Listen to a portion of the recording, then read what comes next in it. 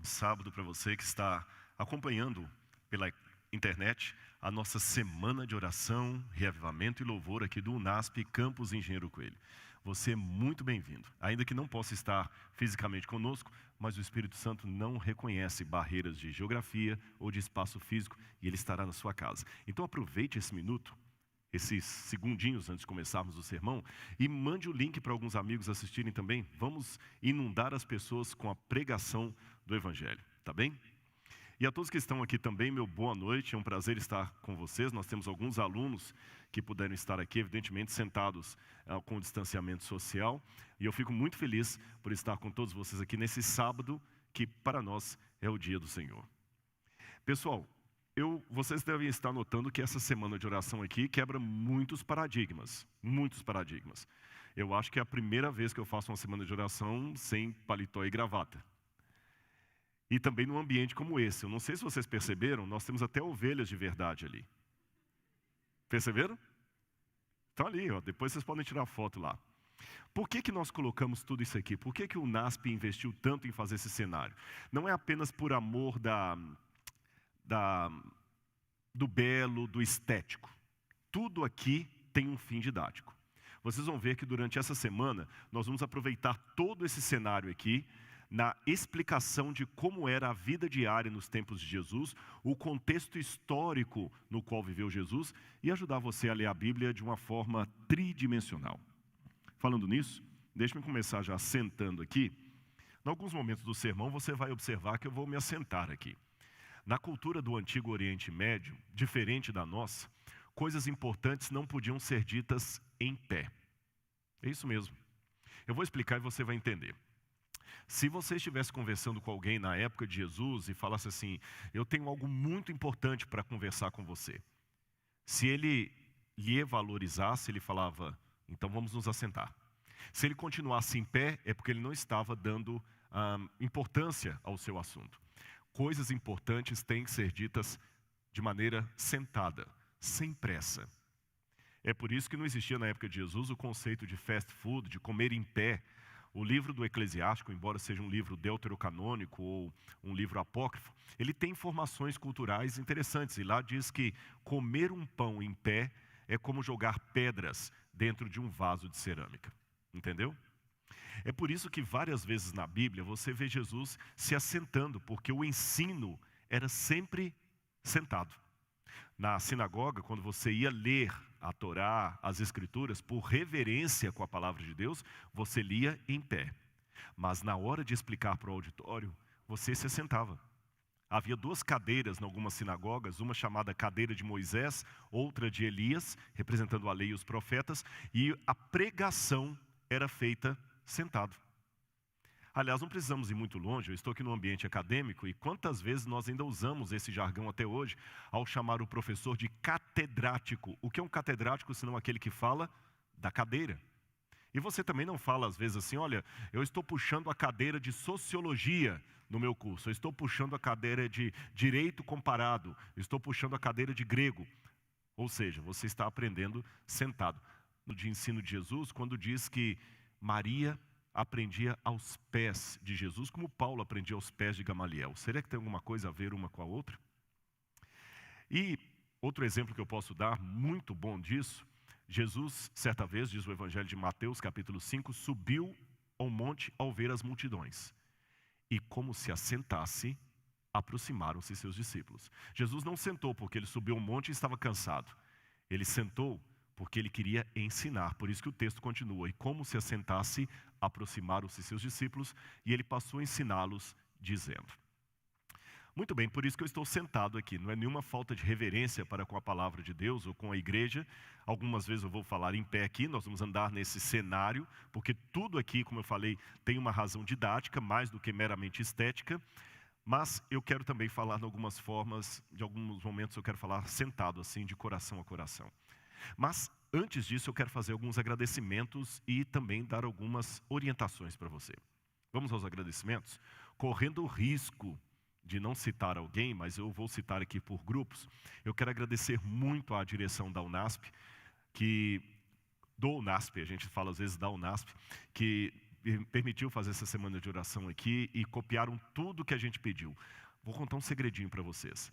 O cenário que está aqui veio de uma fotografia que eu trouxe da Universidade de Harvard. No Museu de Arqueologia de Harvard, eles montaram na entrada do museu uma casa como esta que imita uma casa judaica do tempo bíblico. E eu mostrei apenas a fotografia e eles fizeram uma 90% semelhante. Só não está 100% porque na casa de Harvard tem uns outros detalhes aqui à frente que eles não puseram para facilitar aqui a explanação, e o piso é diferente. O resto, pode comparar depois lá no meu Instagram, você vai ver a de Harvard e a do UNASP. Eu quero agradecer então à direção da escola que permitiu esse desejo que eu queria para a semana, sem nenhum questionamento. Quero agradecer a Gláucia e a equipe dela que montaram isso aqui, o Silas da macenaria e também a equipe da Lelê, nossa querida Letícia, professora Letícia, a gente chama de Lelê, que também ajudou com todos os outros detalhes aí. Tem muitos outros nomes aqui que eu poderia ficar citando como aquelas genealogias do tempo da Bíblia. Não vou fazer isso, mas todos sintam aqui muito agradecidos por mim nesse momento. E o recado que eu queria dar, eu falei os agradecimentos. O recado é o seguinte, eu vou pedir ao pessoal da sonoplastia se podem colocar um QR Code especial aí na tela para você de casa. Esse QR Code que eles vão colocar aí é que nós estamos abrindo uma página do Museu de Arqueologia Bíblica da UNASP. Então, se você colocar o seu celular aí no QR Code, você vai poder cair direto nessa página. E por que eu estou falando do museu? Porque essa semana de oração aqui é uma extensão do MAB. O MAB é como carinhosamente nós chamamos o Museu de Arqueologia Bíblica. Já está aparecendo lá? Não? Só me dê um sinal aqui quando o QR Code estiver pronto, tá bom? E o museu ele não está aqui apenas para guardar coisas velhas. Aliás, eu vou falar com vocês que até quem está aqui no UNASP não sabe a riqueza do Museu de Arqueologia que nós temos. E você que está em casa pode participar mais do museu, dando sugestões, ajudando a construir o sonho que é a construção do Museu de Arqueologia. Eu brinco que nós temos uma Ferrari e não temos a garagem para colocar a Ferrari. E muito do que eu vou apresentar para vocês aqui são informações que vocês podem visitar no museu. E quem está assistindo de fora, quando acabar a pandemia e nós pudermos ter livre acesso aqui às dependências do UNASP, você pode visitar o nosso museu aqui, tá bom? E ver as mais de 2.000 peças que nós temos aqui, que ilustram a Bíblia Sagrada. Ou seja, a arqueologia não é só para confirmar a historicidade da Bíblia, ela também me ajuda a contextualizar a Bíblia. Não sei se tecnicamente deu tempo de colocar o QR Code, mas se não deu tempo, no momento certo eles vão colocar e você vai só ligar ali o seu celular, a câmera, e vai cair direitinho na página. Eu vou todas as noites falar aqui do museu e do QR Code, tá bom? Eu acho que a administração do colégio não vai ficar chateada de eu puxar tanta sardinha para o lado do museu. Muito bem, meus queridos, assentados como nós estamos, eu gostaria de começar esta explanação mais uma vez, pedindo a presença de Deus. Então você que está em casa, incline agora o seu rosto, feche os seus olhos e calmamente, sentindo a presença do Espírito Santo, ore a Deus comigo. Querido Pai, humildemente nós estamos na Tua presença e eu entrego essa semana de oração no Teu altar. Que tudo o que ocorrer aqui, Senhor, a música, as informações, os momentos de louvor e adoração, a logística do evento, que tudo seja para a honra e glória do Teu nome. E que Teu Espírito possa chegar no coração de todos os que estão conosco assistindo ao vivo, ou quem sabe, na gravação dessa mensagem que ficará no YouTube. Obrigado. Em Teu nome. Amém, Senhor.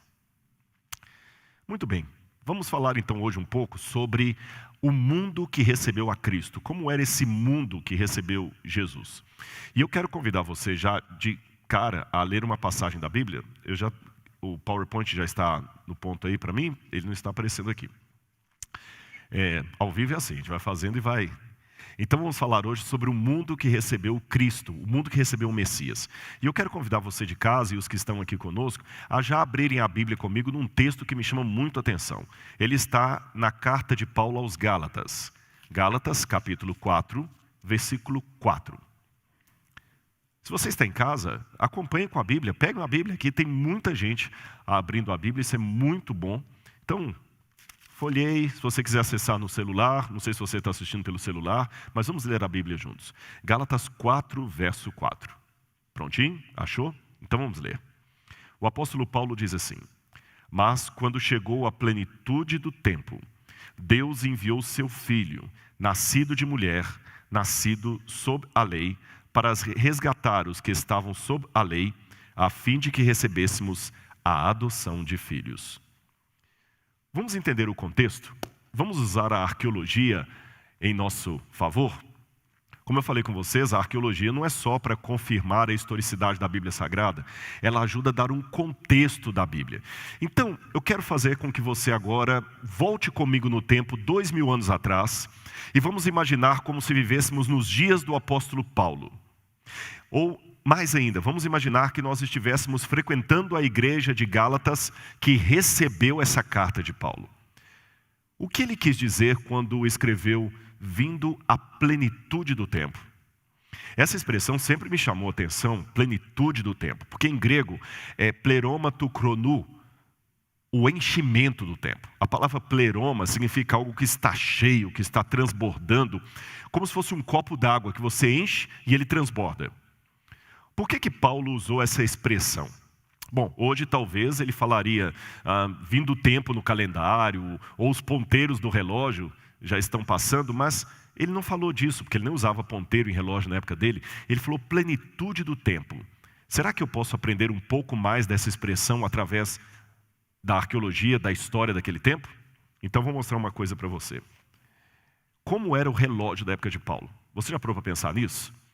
Nós temos vários tipos de relógio hoje, a hora é vista no celular, mas como era o relógio na época de Paulo? Como eles contavam o tempo? Olha aí na tela. Você vai ver alguns baldes. Pode colocar já na tela para o pessoal poder ver. Esses baldes são chamados de clepsidra.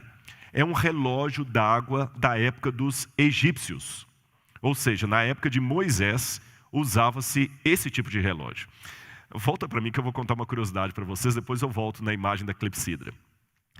A Idade Média, a despeito de alguns historiadores hoje estarem tentando uma releitura da Idade Média, que dizem que a Idade Média não foi tão terrível assim, você sabe que existe um movimento de revisionismo da história. E alguns historiadores querem dizer que a Idade Média não foi aquilo que nós pautamos como ruim. Eu não vou entrar no mérito da questão, mas é curioso notar que na época de Galileu Galilei, já estava saindo da Idade Média, entrando na Idade Moderna, mas só para você ter uma noção do atraso cultural em que estava a Europa e o Ocidente, na época de Galileu Galilei, Idade Moderna, começando a ciência, Galileu teve que usar uma clepsidra, um relógio d'água como este que eu mostrei, para poder calcular quanto que um corpo demorava para descer um plano inclinado, porque não havia ainda o cálculo diferencial em seu tempo. O curioso é que esse relógio d'água que Galileu Galilei usou no século XVI, era o mesmo usado no Egito na época de Moisés. Já pensou? Agora vamos voltar para a tela que eu quero novamente mostrar a clepsidra para vocês. Preste atenção aí no desenho. Pode colocar lá na tela. Você tem os vários baldes e a água vai caindo de um balde para o outro. Eles mediam o tempo fazendo o seguinte, faziam um furo no balde e a água ia caindo no outro balde. E eles marcavam no balde que estava esvaziando alguns sinais e à medida que a água ia descendo, eles marcavam o tempo. Só que você tem um problema com isso aqui, que à medida que a água vai descendo, ela perde a pressão, então ela vai descendo agora mais lenta. Então a medida do tempo não era assim, uniforme, não dava para ser uma medida precisa. Aí veio um sujeito chamado Quitsébios, de Alexandria, muito inteligente, um Leonardo da Vinci daquela época, o camarada era um gênio. E ele resolveu inventar um relógio, uma clepsidra, mais bem elaborada do que a convencional, e queria marcar o tempo de maneira precisa. E na época em que o apóstolo Paulo viveu, o relógio de Quitsébios era o mais preciso que havia. Era o relógio suíço deles, se eu posso dizer assim. Ou o relógio atômico da época. Você quer ver como é que era o relógio que ele inventou? Então vou mostrar para vocês. Lembra que o problema da clepsidra é que você enche o balde d'água, mas à medida que a água vai descendo, ela vai ficando mais lenta e não dá para você medir precisamente o desnível da água. Então olha o que o Quitsébios fez. Coloca o vídeo aqui para mim. Ele inventou esse tipo de relógio. A água caía constantemente ali e ela ia enchendo um outro elemento ali, um outro vasilhame. E à medida que ali enchendo o vasilhame, enchendo pleroma, lembra? E enchendo, o bonequinho vai subindo e marcando o tempo. É lógico que esse vídeo está acelerado. Ele subia de maneira bem lenta, marcando cada pedacinho do dia. Ele ia marcando. Agora o relógio, a clepsidra, ao invés de esvaziar para marcar o tempo, ela ia enchendo. E quando ela chegava no topo, esvaziava e começava de novo. Vou mostrar mais um vídeo para vocês. Coloca na tela, por favor. Olha mais esse outro vídeo aqui. Eu já mostrei a clepsidra, então olha, veja bem, agora não é o esvaziamento, é o tempo enchendo, mas vamos ver um próximo vídeo aí. Pode colocar lá. Aqui vocês estão vendo como era uma clepsidra bem sofisticada da época de Paulo, inventada por esse alexandrino. Ele fazia com que a água caísse de maneira constante em vários vasilhames. E ela caía de tal maneira que a pressão da água não alterava nunca. E ela caía sempre de um vasilhame para o outro, fazendo com que a água fosse gotejando de maneira uniforme, sem perder a pressão, e assim o tempo era medido de maneira exata, quase como um relógio suíço. Mas ele mudou o conceito. Por fazer a água agora encher, ele colocava um pequeno nível, que à medida que a água ia enchendo, o nível ia subindo. Enchendo, subindo, pleroma. E foi tão sofisticado, tão revolucionário esse relógio, que ele conseguiu marcar não apenas as horas do dia, mas também as estações do ano. E o mecanismo fazia com que engrenagens, a partir do movimento da água, movessem, e à medida que a engrenagem ia movendo-se, o nível ia subindo, aí ele está descendo porque a água já está acabando e você tinha que encher de novo. E ele tinha até um apito que mostrava quando o tempo chegava no seu ápice, quando ele chegava no seu todo. E havia até um passarinho que batia as asas e fazia um som. É o primeiro relógio cuco da história.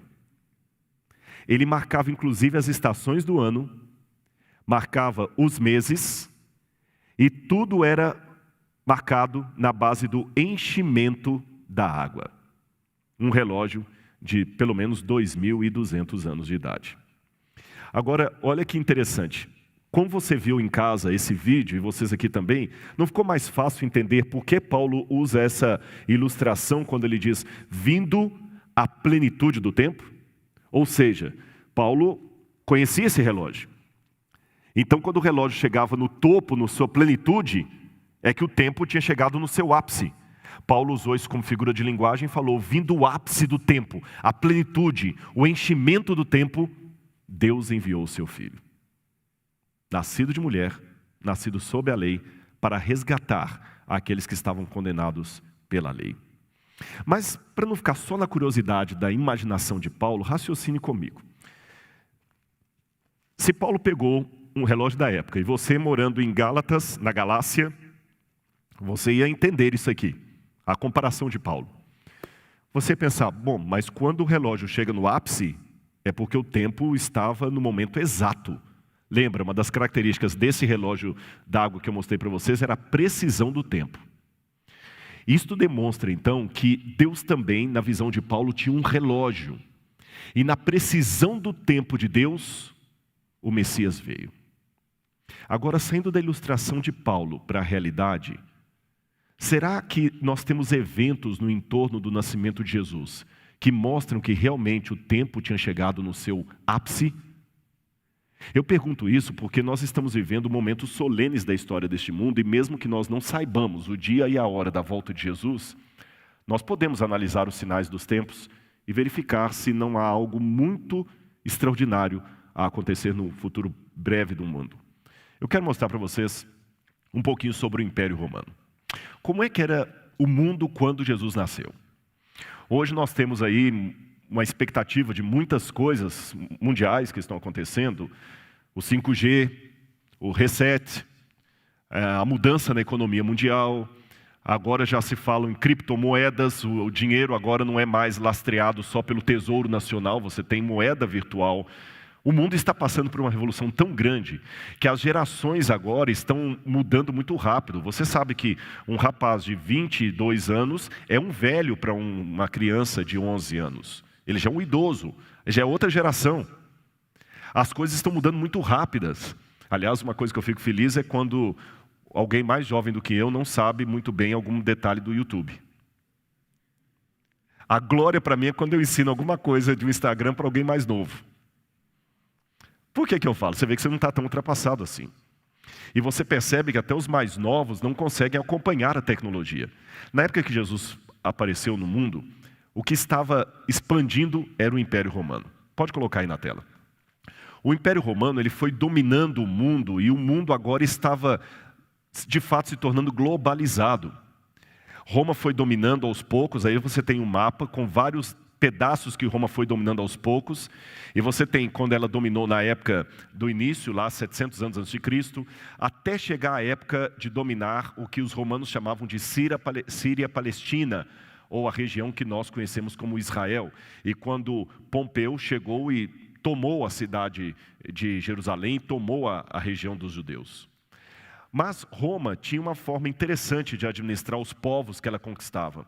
Ela os tornava como reis clientes. Ela permitia que esses povos tivessem a sua religião local, a sua cultura local, e ainda que os povos tivessem um rei local.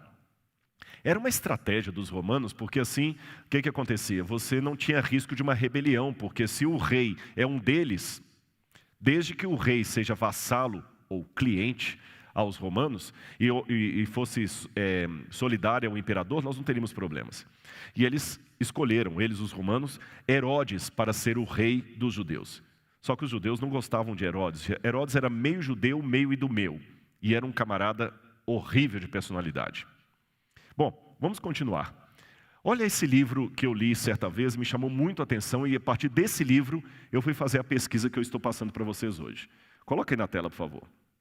É um livro do Rabi Abba Hillel Silver. Ele escreveu um livro sobre a história da especulação messiânica em Israel. E ele diz o seguinte: o aumento da fé messiânica não era uma intensificação de esperança resultante da perseguição de Roma, mas sim da prevalecente crença induzida pela cronologia popular daquele tempo da vinda do Messias. Essa citação do livro me chamou bastante atenção. Eu falei, o que ele quis dizer com isso? É um rabino, de acordo com a cronologia daquele tempo. Ou seja, havia uma cronologia naquele tempo que indicava que o Messias estava chegando. E deu um nó na minha cabeça isso, eu vou falar com vocês por quê. Porque a única profecia de tempo que eu conheço marcando a vinda do Messias é Daniel capítulo 9, as 70 semanas. Mas as 70 semanas, elas marcam quando Jesus seria ungido e crucificado. As 70 semanas não marcam quando Jesus nasceria. Mas pelo que o rabino disse, havia alguma expectativa profética de quando o Messias nasceria. Aí eu comecei a investigar isso aí para tentar descobrir alguma coisa. Aí eu descobri algo interessante. Olha na tela aí para você.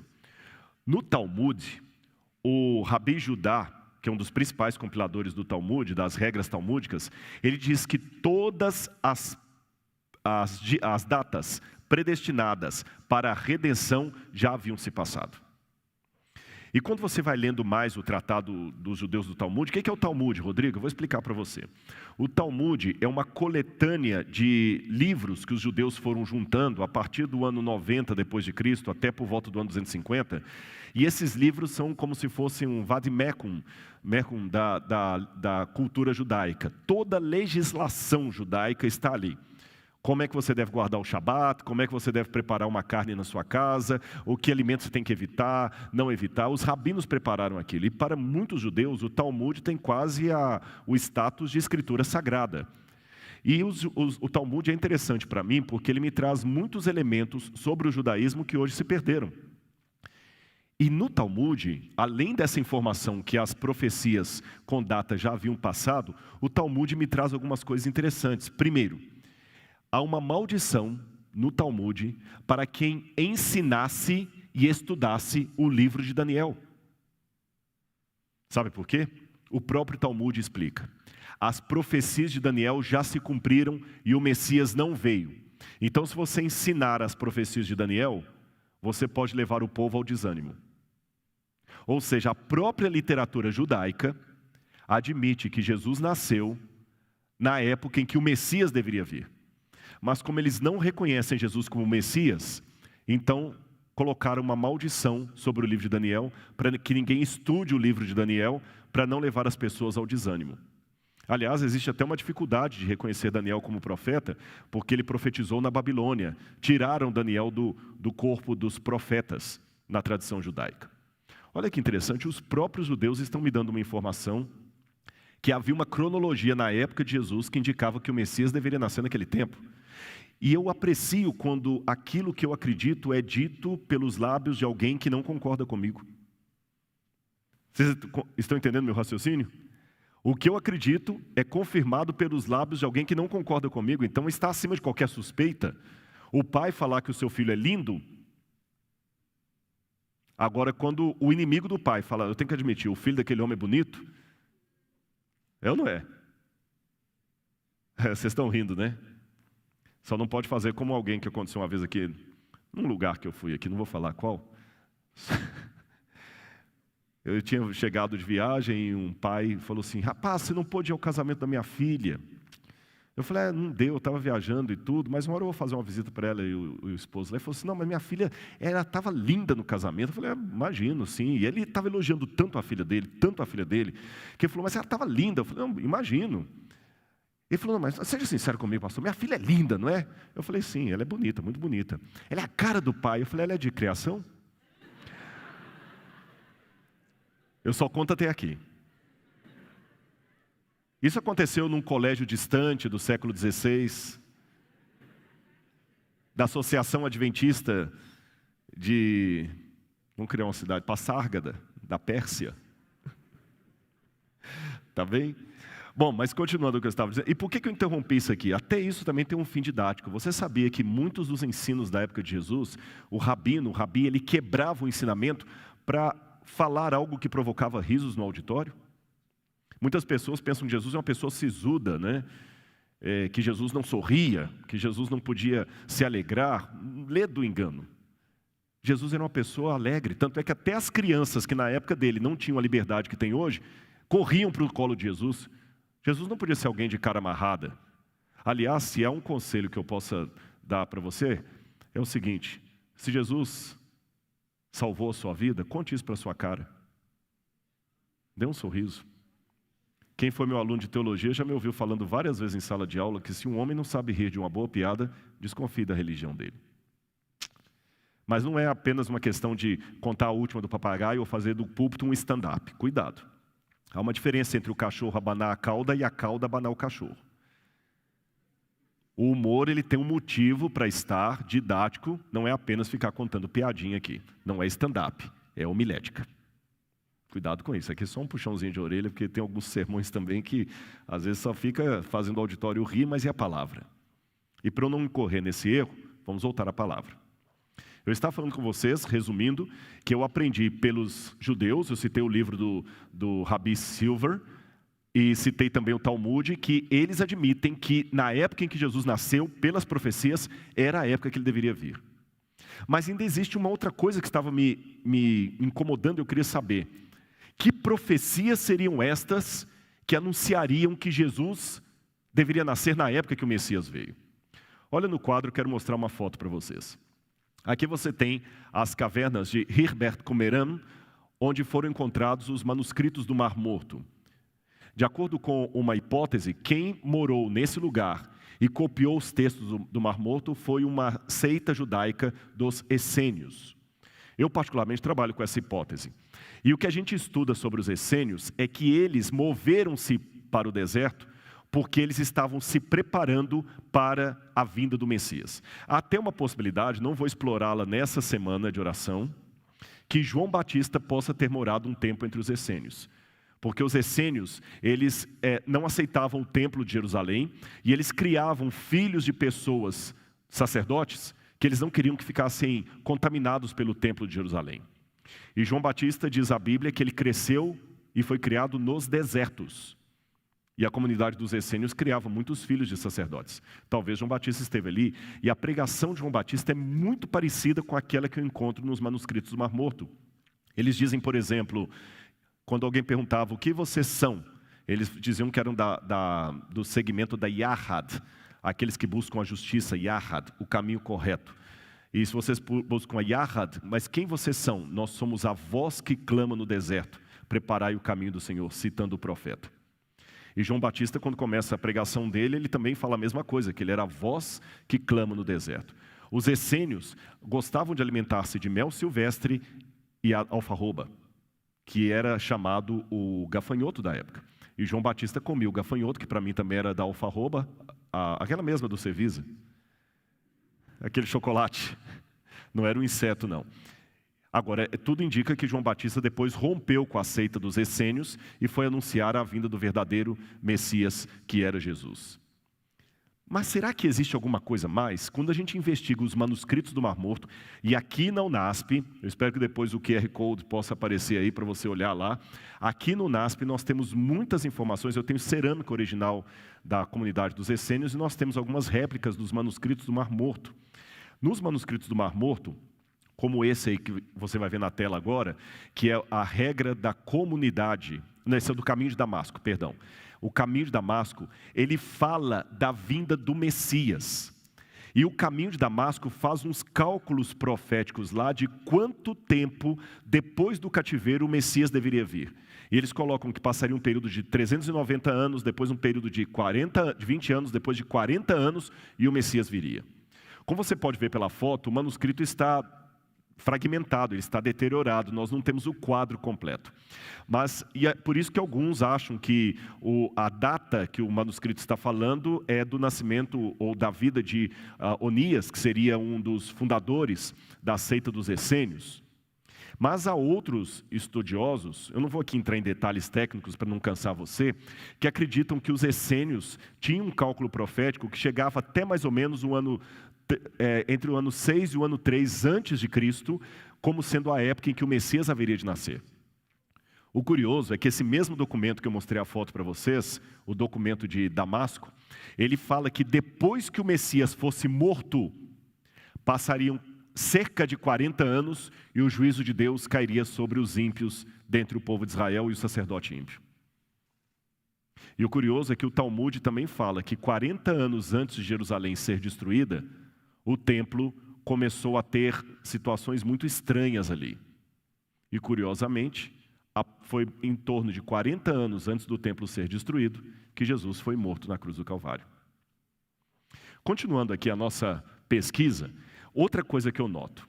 Na época de Jesus, começaram a surgir muitos candidatos a Messias. Olha aí no quadro. Eles todos eram líderes rebeldes. Você tem, por exemplo, Judas, o Judas Galileu, você tem Simão, você tem Judas da Galileia, você tem João de Giscala, vários Teutas, vários desses homens diziam, eu sou Messias. E qual que era a plataforma deles, a política deles? Ódio aos romanos.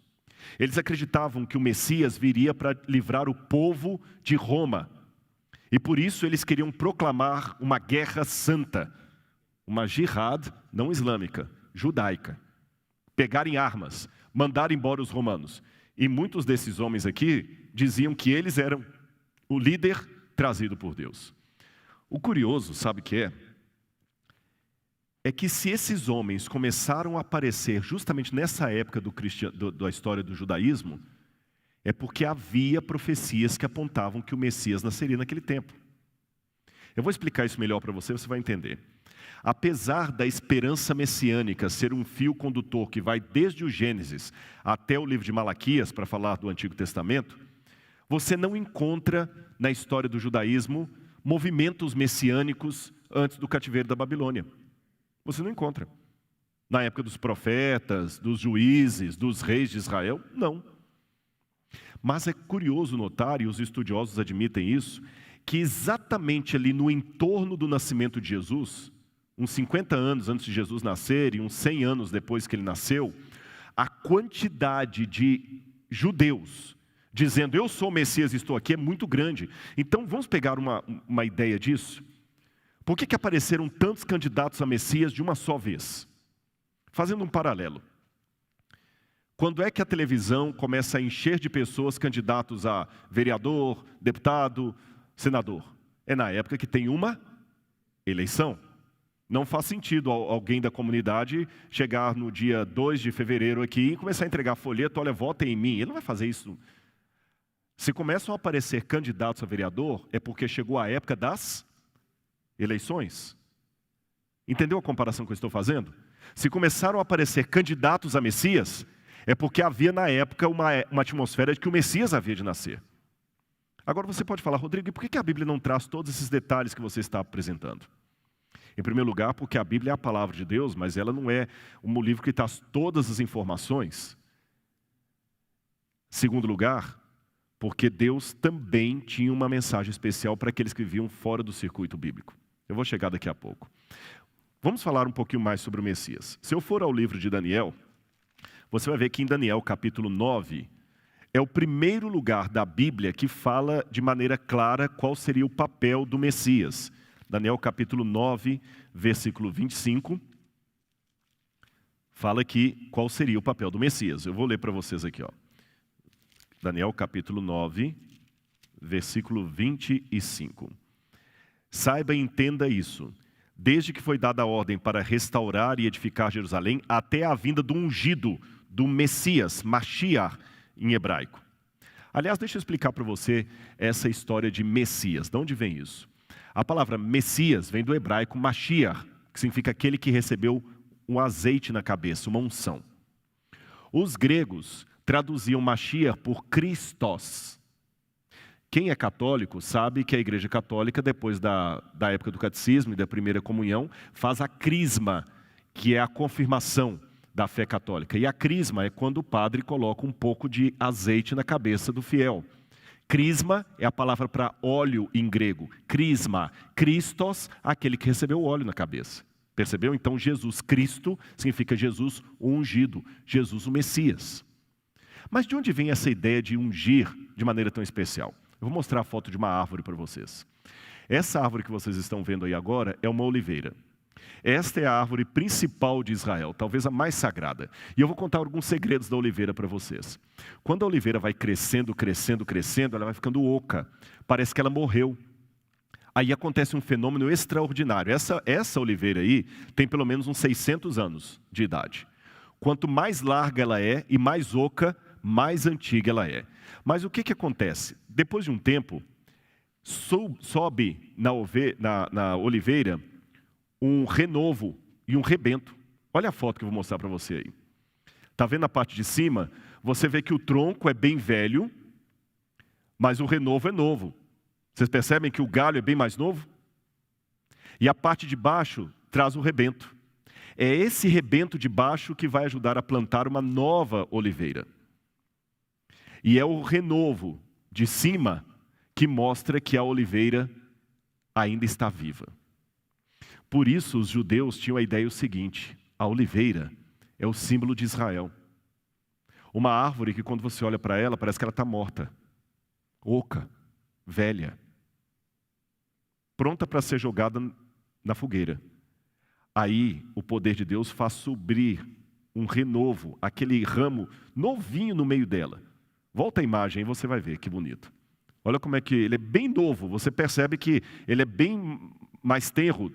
Ele até tem um contraste entre o galho e o tronco. E dos pés dela sai um rebento. Agora tem mais uma coisa importante sobre a oliveira. Ela produz a azeitona. Na época de Jesus, a azeitona era o elemento principal para uma série de coisas. Quer fazer sua lista? O pastor Binho falou que alguns iam anotar aí, você começa a anotar em casa. Da azeitona fazia o azeite de oliva. E eu vou trazer para vocês aqui, num desses dias aqui, uma lamparina como era nos tempos de Jesus, e nós vamos acender a lamparina com azeite de oliva. Numa época em que não havia energia elétrica, nem combustível assim, de querosene para acender lamparinas, você precisava do azeite de oliva para dentro da lamparina garantir a iluminação da sua casa. Ou seja, Não ter o azeite de oliva dentro de casa era ficar no breu, ficar no escuro, é cortar a luz da eletro. Já é ruim quando acaba a eletricidade, né? Então, sem uma lamparina em casa, você estava perdido. Imagina se você quer, à noite, ir ao banheiro que é do lado de fora da casa. Você precisa do azeite. O azeite era muito importante. Segunda coisa que o azeite era importante, não só para a lamparina. Como eles não tinham tanta água, a receita muitas vezes era feita de farinha de trigo com azeite de oliva para fazer pão. E o pão era o arroz com feijão de todo dia. Se faltasse qualquer coisa, o pão você tinha ali. Trigo com azeite. Então você precisava do azeite para garantir a sua iluminação de noite, sua segurança e também a sua comida. Outro detalhe. As pessoas não tomavam banho todos os dias na época de Jesus. Eu pensei que eu vi um ó. E como é que fazia então? Na hora da refeição, as pessoas costumavam a perfumar-se. Você hoje quando vai num restaurante, às vezes não leva escova de dente, não tem um Cepacol lá no banheiro, cheio de coliforme fecal, e o pessoal pega e fica... Né? Eu não uso aquele Cepacol de jeito nenhum, mas tudo bem. Tem alguns restaurantes que tem um Cepacol, ou uma balinha de menta. Por quê? Para você não ficar com mau hálito depois da comida. Na época de Jesus, como é que você ia comer do lado de alguém se ela não estava tomando banho? Então era costume, era praxe, na hora de comer, você pegar o azeite de oliva perfumado e ungir a pessoa. Legal isso, né? E o perfume hoje, eu não sei que tipo de essência que ele é diluído, pode ser álcool, mas naquela época o perfume era diluído no azeite. Unges minha cabeça com óleo, meu cálice transborda. É a cena de uma ceia. Percebeu? Quando a pessoa morria também, era o azeite que eles acabavam ungindo todo o corpo da pessoa. E falei de morte, tem que falar de vida também. Médicos, naquela época o remédio era sempre diluído em azeite, porque o azeite tinha vários poderes ali cicatrizantes, ele ajudava também como fala assim, na esterilização dos instrumentos. Lembra a parábola do bom samaritano? Que quando ele ficou ferido, o sujeito colocou vinho e azeite nas feridas. Olha quanta coisa era importante. Para a gente, a azeitona é só um azeite para colocar na salada. Para eles, a azeitona, a oliveira, era muito mais do que isso. Vamos recapitular?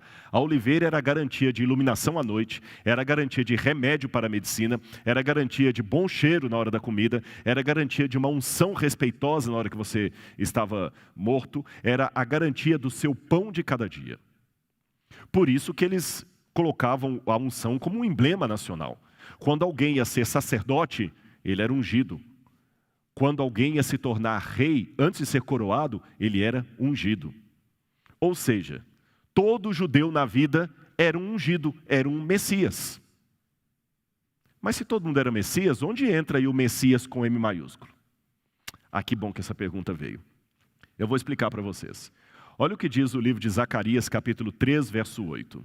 Eis que eu trarei o meu servo, o renovo. Quando ele fala renovo, você está vendo aí, tem até a palavrinha hebraica, Evet Tsemar. Evet é servo, Evet Tsemar, o meu servo, o renovo. O que é o renovo? Vamos voltar aqui. O renovo é justamente aquele galho que eu falei com vocês. A árvore da oliveira era símbolo do Messias. Eu trarei o meu servo, o renovo, aquele galho ali. Querem ver mais? Vamos mais um. Voltando aqui, olha de novo a árvore aqui, que eu quero mostrar uma coisa para vocês. Só um minutinho. Relembrando, olha aí na árvore na tela. Você tem o renovo que sai em cima e o rebento que sai na raiz. Lembram disso? O renovo e o rebento. Olha lá, o rebento está na raiz. Olha o que diz agora a promessa de Deus em Isaías. E você tem aí justamente o livro de Isaías, como foi encontrado lá nas grutas do Mar Morto. Isaías, capítulo 11, versículo 1. Preste atenção, você que está em casa.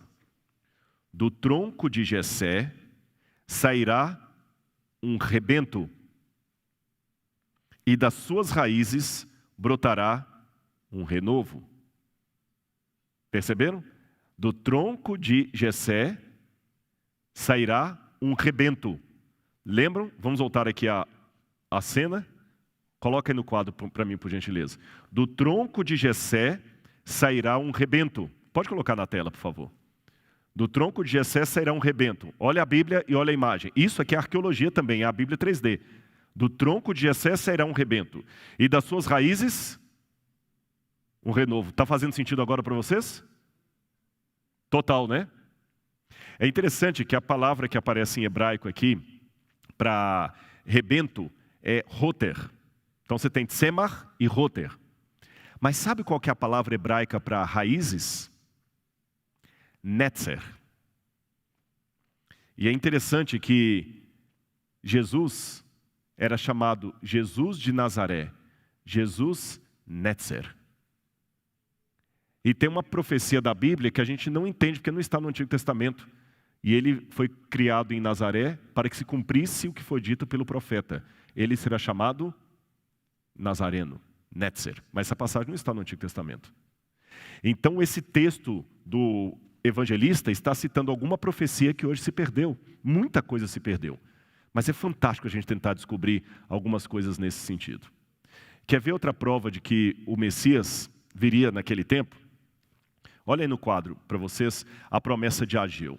Ageu diz que quando as pessoas começaram a chorar pelo templo que foi construído, que era muito pequeno, ele falou, não chorem, porque a glória de Deus estará nesse templo. Aqui virá o desejado de todas as nações. E esse templo terá uma glória maior do que a outro. Eu não vou entrar aqui no mérito da questão com vocês sobre quem é o desejado de todas as nações. Alguns exegetas pensam que aqui não é Messias, mas para mim é o Messias. Eu não vou explicar o porquê que eu tomo essa posição, mas eu tenho razões exegéticas para isso. Mas de qualquer maneira, chama minha atenção que aquele templo, na visão dos judeus, ele era especial porque o Messias viria até ele. E não só eles tinham essa convicção, mas tiravam proveito dela.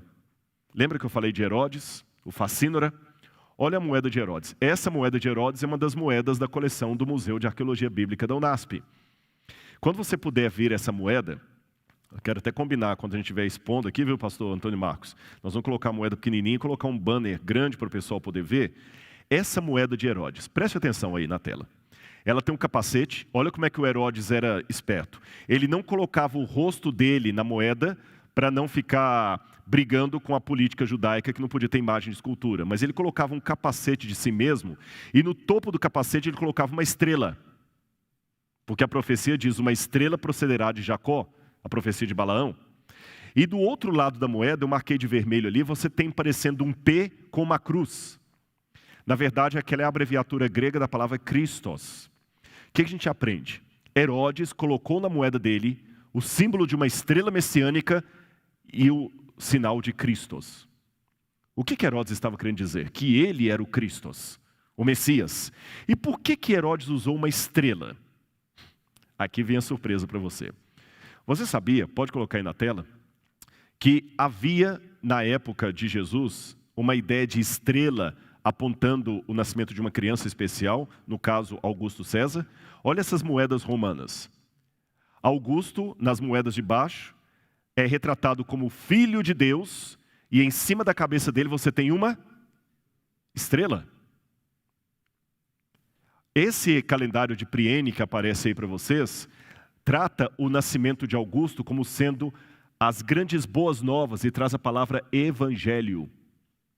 Ou seja, a palavra evangelho não foi criada pelos cristãos, mas era um termo técnico que havia no mundo romano para anunciar o nascimento de um Salvador. Espera aí, você deve estar perguntando assim, Rodrigo, você quer dizer então que os romanos também estavam... E quando Augusto nasce e ele se torna imperador, eles falaram, ele é a criança que nós estávamos esperando. E o nascimento dele é o grande evangelho para o mundo. Augusto é o grande salvador, o filho de Deus que veio ao mundo para nos salvar.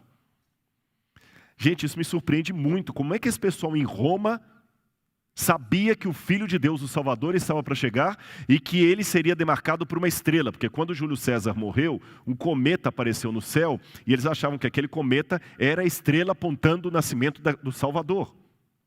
Quer mais exemplos fora da Bíblia? Vamos lá, coloca aí na tela. Esse aí é Virgílio, um poeta romano. E Virgílio falava de uma profecia a respeito da vinda de uma criança de ouro, que daria por fim o período do ferro. É curioso que quando eu estudo as lições da escola sabatina e a lição que teve sobre o livro de Daniel, nós aprendemos que Daniel tinha vários metais que compunham a estátua. E Roma era justamente a parte de ferro. E Virgílio, que era um romano, falava que a história da humanidade estava vindo em metais decrescentes, mas depois que passasse o ferro, viria novamente a época de ouro e a criança nasceria. A criança de ouro. Aliás, Hesíodo, que era um poeta grego, também falava, e Ovídio, que era um historiador romano, coloca aí na tela, eu vou até mostrar um pedacinho do manuscrito deles, que haveria de voltar ao mundo uma criança, pode colocar aí na tela? Uma criança de ouro. E eles estavam guardando, e eles sabiam que essa criança de ouro nasceria mais ou menos na época em que Jesus veio ao mundo. Aí eu vou para a Bíblia e descubro que vieram magos do Oriente receber o recém-nascido Messias. Agora volta aqui para mim, eu quero fazer uma pergunta para você. Como é que esses magos ficaram sabendo que Jesus estava para nascer ali? Eles não eram judeus, eram astrólogos. A Bíblia proíbe a astrologia. Eram pagãos. Eram magos provavelmente da Pérsia. E vieram de longe. Eu estive no Irã. E, gente, o Irã para Israel é muito longe. É lógico que não foi numa mesma viagem. Senão não entraria num país ou no outro. Mas é muito longe. E era um país riquíssimo. Eles vieram atravessando lá os Montes Urais, vieram atravessando, eles gastaram meses nessa viagem. Por que esses magos vieram? E como eles ficaram sabendo que o Messias estava chegando? Lembre, a profecia de Daniel capítulo 9 não aponta para o nascimento de Jesus. Aponta para quando ele se tornaria ungido, do batismo dele. Como que aqueles magos sabiam a cronologia dos fatos? Eu quero mostrar para vocês uma coisa que me surpreendeu. Deixe-me ler algumas passagens da Bíblia com você. Vamos começar com João capítulo 1, verso 9. Pode colocar na tela aí. O João, o Evangelho, diz assim: estava chegando ao mundo a verdadeira luz que ilumina todos os povos. Então não era só os judeus que deveriam estar sabendo da vinda do Messias. Volta para mim. Seria muito injusto da parte de Deus trazer o filho dele ao mundo e só contar para os judeus. Eu não vou entrar no mérito da questão, existe um debate na missiologia sobre como é que nós devemos entender a salvação daqueles povos que não tiveram contato com o Evangelho. Alguns seguem uma escola inclusivista, achando que todo o caminho leva a Deus. Outros exclusivistas, é só o cristianismo. Na minha opinião, eu sou radical em dizer que a única salvação é através de Jesus, eu não abro mão disso. Mas eu acredito que Deus se revelou a outros povos de uma maneira que eles possam compreender. A salvação é única e exclusivamente acerca de Jesus. Mas a misericórdia de Deus tem que atingir aquele que não teve o conhecimento teológico sobre Jesus. É o que o João está falando. Vamos voltar para a tela. A luz que ilumina todos os homens. João 10,16 continua dizendo, Jesus falando: tenho outras ovelhas que não são desse aprisco. É necessário que eu as conduza também. Elas ouvirão a minha voz e haverá um só rebanho e um só pastor. E esse texto, para mim, de Amós, é um dos mais lindos. Povo de Israel, diz o Senhor, eu amo o povo da Etiópia tanto quanto amo vocês. Assim como eu trouxe vocês do Egito, eu também trouxe os filisteus da ilha de Creta e os arameus da terra de Quir. Irmãos, esse texto para mim é um tapa na cara do orgulho religioso. Eu sou um adventista do sétimo dia, convicto da minha fé. Por isso eu sou adventista e não testemunho de Jeová, mórmon ou presbiteriano. Eu sei porque eu sou adventista. Mas eu não tenho medo de afirmar que a igreja de Deus é maior do que a igreja adventista. Porque ela é feita dos sinceros que estão aqui concordando comigo e com a multidão de sinceros maior do que a que está aqui, que discordam de mim, mas são sinceros a Deus. Estão aí fora. É por isso que você que está me assistindo hoje, mesmo que você não seja adventista, você é meu irmão. Eu não posso discriminar você. A minha convicção religiosa não pode me obliterar de deixar Deus ser Deus e o Espírito soprar onde Ele quer. Esse texto de Amós é muito concludente. A gente só pensa em Deus agindo em Israel. Deus agiu em vários povos. Olha o que ele diz: assim como eu trouxe vocês do Egito, eu trouxe os filisteus de Creta. E os filisteus eram até inimigos de Israel. Imagina um judeu chauvinista lendo Deus falar que ele amava tanto Israel quanto os arameus, que eram inimigos. A luz vai a todo mundo. E olha esse texto do livro Desejado das Nações que me chama a atenção sobre os magos. Preste atenção aí na tela, eu vou ler com você. Os magos do Oriente, diz o livro Desejado das Nações, eram filósofos, homens justos que estudavam as indicações da providência na natureza, como honrados por sua integridade e sabedoria. A luz de Deus está sempre brilhando entre as trevas do paganismo. Eu vou repetir essa parte. A luz de Deus está sempre brilhando entre as trevas do paganismo. Volta para mim. Um comentário aqui. Pregar o evangelho, como eu estou fazendo agora para você em casa, é um dever e um privilégio, mas não pode ser uma soberba intelectual. Deus não depende de mim para terminar a obra dele. Ele me dá o privilégio de participar de algo que ele não precisaria da minha ajuda.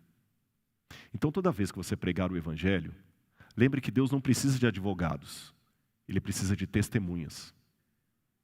Testemunhas que preguem com convicção aquilo que eles acreditam, sem perder o amor e o respeito por aquele que não vê a coisa na mesma luz que ele está vendo. Deus não deixou de brilhar a luz no paganismo, nas trevas. Repito, pregar o evangelho para quem é cristão é um dever e um privilégio. Mas não pense que Deus está dependendo de você. Se você se calar, as pedras clamarão. Então deixe Deus ser Deus e faça a sua parte com humildade e sensação de privilégio. Porque em Judá, todo mundo sabendo sobre as profecias de Daniel e tudo mais, ninguém estava esperando o Messias. E 3 astrólogos no paganismo receberam a luz que os sacerdotes do templo de Jerusalém não receberam. A história pode acontecer hoje de novo. Vamos continuar aqui?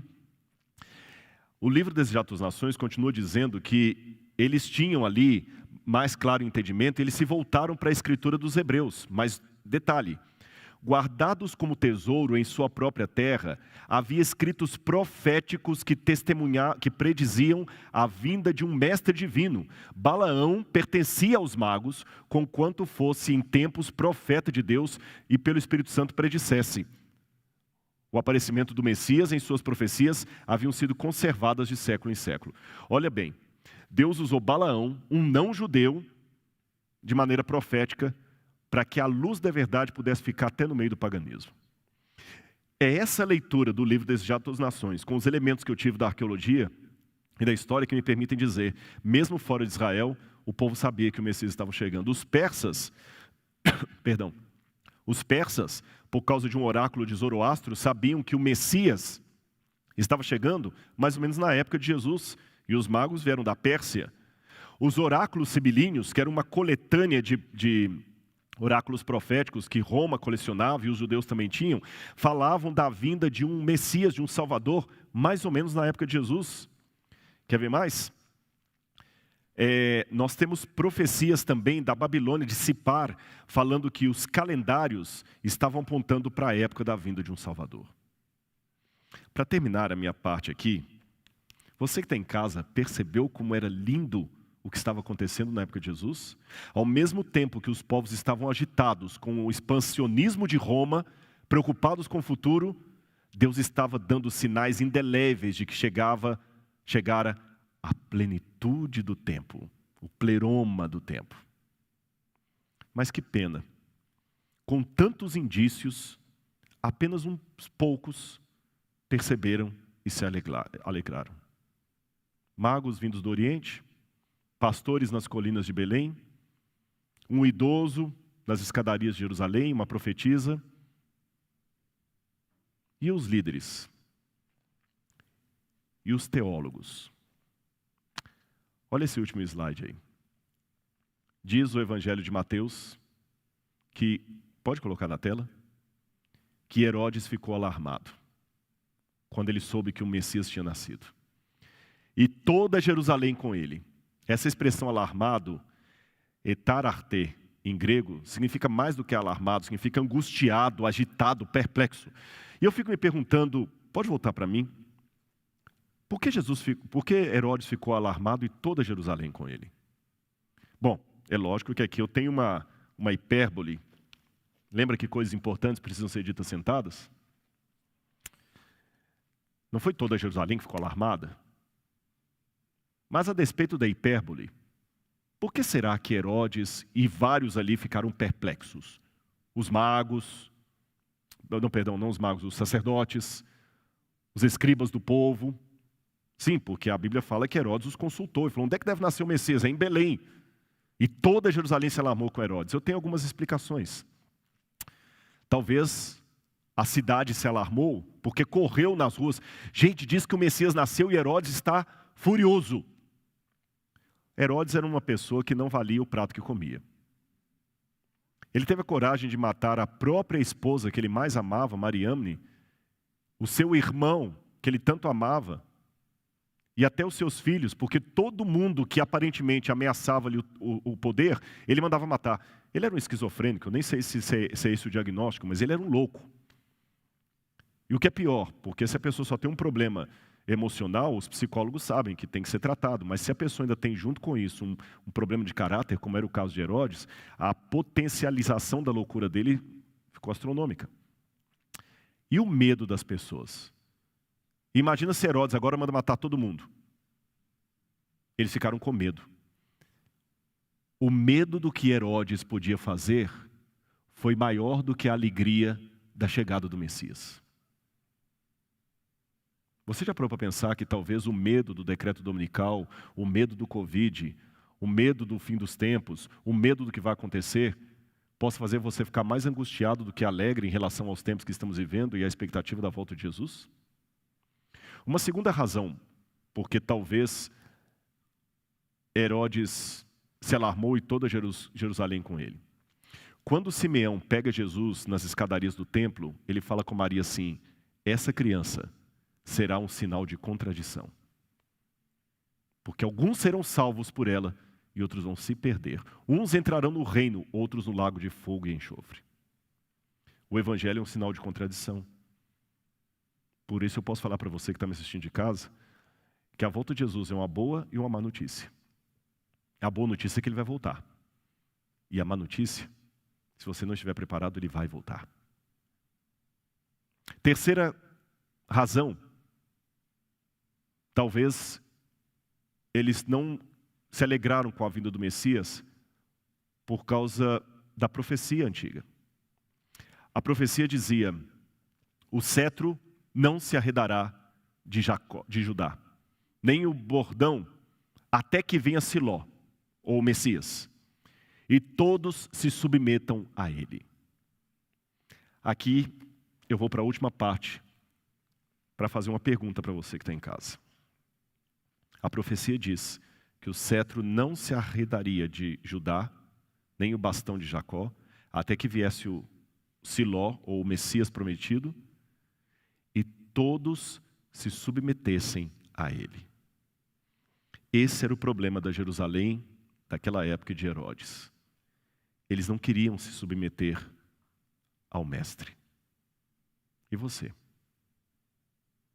Você está disposto a se submeter? Eu queria que o Ronaldo Fagundes viesse aqui à frente, ele vai cantar uma música toda especial sobre a graça. Mas eu quero que você preste bastante atenção nessa música, porque eu quero colocar você para pensar. E você que está aqui também. Eu vou contar um segredo para vocês. Eu não sei nadar. Já mergulhei, já fiz mergulho de cilindro, mas eu confesso, eu não sei nadar. Mesmo não sabendo nadar, eu aprendi uma coisa que é muito valiosa: não atrapalhar o bombeiro que vier me socorrer. Eu sei que se eu estiver na água desesperado, faltando fôlego, dando braçadas e não sentindo o chão debaixo do meu pé, a hora que o bombeiro vier me tirar dali, ou salva-vidas, a tendência é me debater mais ainda e acabar levando junto comigo para as profundezas. Para ser salvo pelo bombeiro ou pelo salva-vidas, eu tenho que me submeter.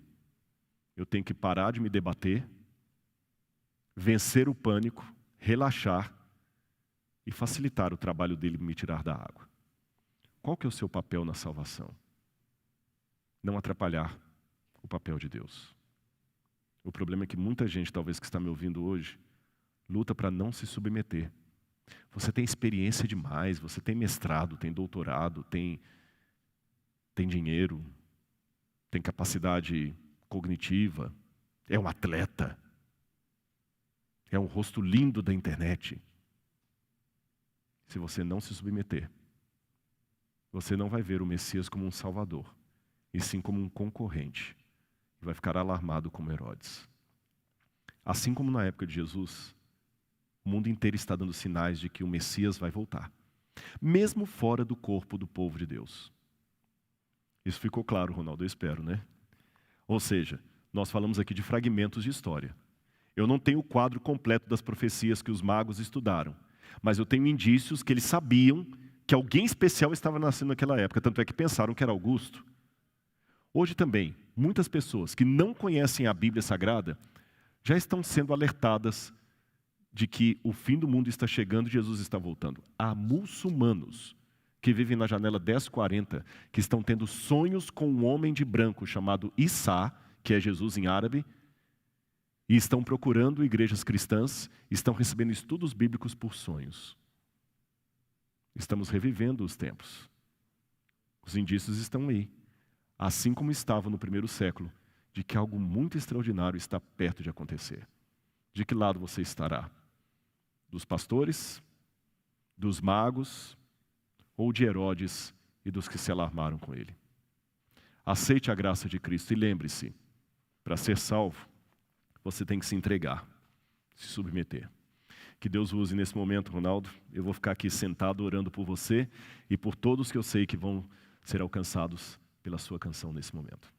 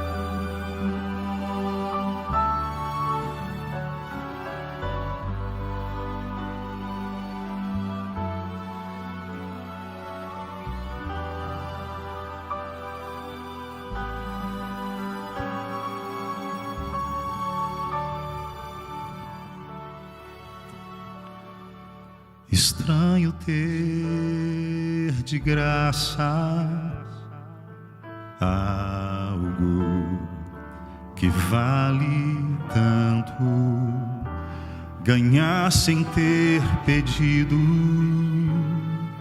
pedir e já ter ganho justiça e amor.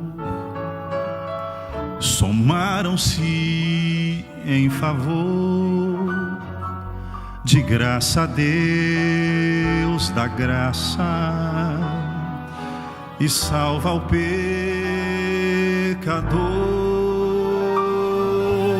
Graça, achei a graça dessa vida.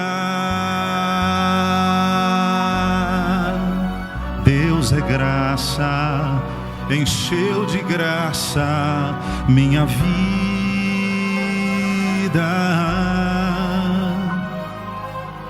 Agora sou feliz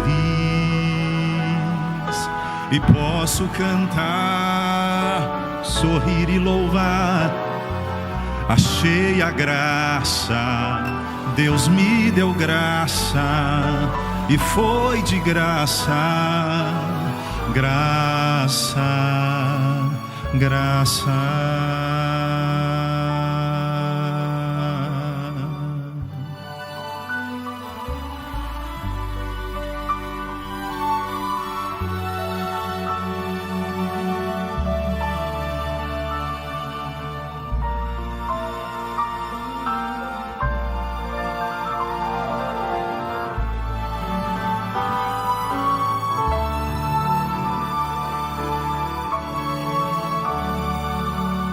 A graça não acaba, é fonte infinita, atinge a todo homem, transborda em minha vida. Que gracioso Deus, perdão nos conceder, favor desceu do alto céu a quem não mereceu.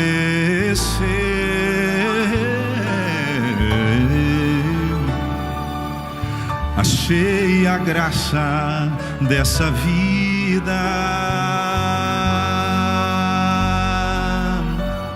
Deus é graça, encheu de graça minha vida.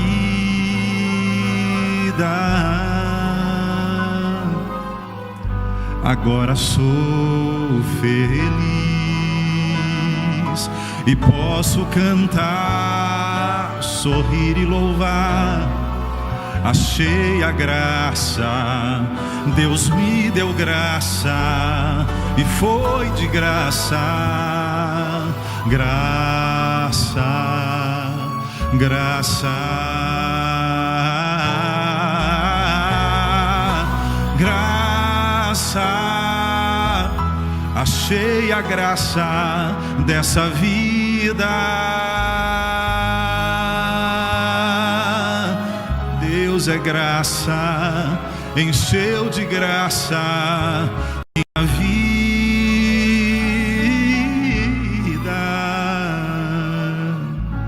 Agora sou feliz e posso cantar, sorrir e louvar. Achei a graça, Deus me deu graça e foi de graça. Graça, graça,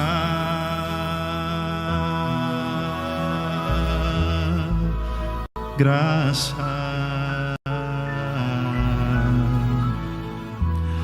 graça,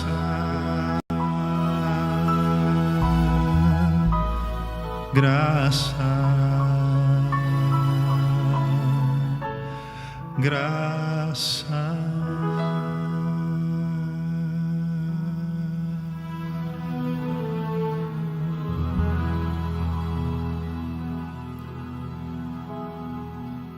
Que palavra poética, graça. Olha para mim aqui. Nós estamos começando a semana de oração. Oração, revivamento e louvor. Mas eu não quero falar apenas para os alunos que estão presentes aqui. Eu quero falar para eles e para você que está em casa. Aceite a graça de Cristo. Ela é um dom imerecido de Deus. Foi ela que me alcançou. Por isso que eu estou falando aqui para você. E eu peço licença a você que está em casa para me dirigir também ao auditório aqui. Eu sei que vocês, alunos, os que puderam vir, é lógico, por causa do distanciamento e tudo mais, talvez vieram cumprir algo do calendário da escola. Mas eu vou orar todos os dias para que o Espírito Santo não deixe você em paz, se você precisa tomar uma decisão ao lado de Cristo. Ele quer salvar você. Olha, você pode esquecer todos os nomes que eu usei, todas as datas, todas as informações, mas lembra disso. Deus está mais interessado em salvar você do que uma mãe de tirar um filho de uma casa pegando fogo. Não atrapalhe o trabalho dele. Graça. É de graça, mas não é barata. Vamos orar agora a esse Deus e pedir que a graça dele entre em nosso coração. Feche os seus olhos, você que está em casa, o auditório aqui também, nós vamos orar a Deus. Querido Pai, obrigado porque nós fizemos a primeira noite já. Amanhã teremos mais um encontro para falar da Tua Palavra e que o Senhor possa estar conosco sempre. Dá-nos a Tua graça, Senhor. Se tem alguém me ouvindo, presencialmente ou à distância, que precisa ser alcançado por Ti, ó Pai de amor, por favor, toca nesse coração. Esse coração duro que ainda está resistindo, que está cheio de senões e perguntas e fórmulas e teses e técnicas. Quebra tudo isso pelo Teu poder, Senhor. Quebra o coração de pedra com o Teu sorriso, Pai. A única coisa que a gente mais queria agora, Jesus, era ver o Teu sorriso. A gente queria ver o Teu sorriso, Senhor. Mas já que não podemos olhar com os olhos da carne, nós Te imaginamos com os olhos da fé. Abraça-nos, Deus. Do Teu abraço não precisamos de distanciamento. Abraça agora. Tem muita gente que precisa do Teu abraço agora, Senhor. Não precisa falar nada, nada, nada. Só abraça. E faz com que essa irmã, irmão, sintam agora o Teu abraço. Em nome de Jesus. Amém, Senhor. E amanhã não perca, nós teremos a continuação. Vamos falar sobre por que não havia lugar para ele na hospedaria, de acordo com o Evangelho de Lucas. Será que a Bíblia está falando que os hotéis estavam lotados e por isso José não conseguiu uma vaga para que Maria pudesse receber Jesus num quarto de hotel? Esse será o assunto que nós teremos amanhã. O horário, 8h30 da manhã. Tá certo? 8h30 da manhã. Se você não puder estar fisicamente aqui, acompanhe aqui também nos canais do YouTube, no canal da Igreja Adventista do UNASP ou no Rodrigo Silva Arqueologia. Uma boa noite para vocês. Obrigado.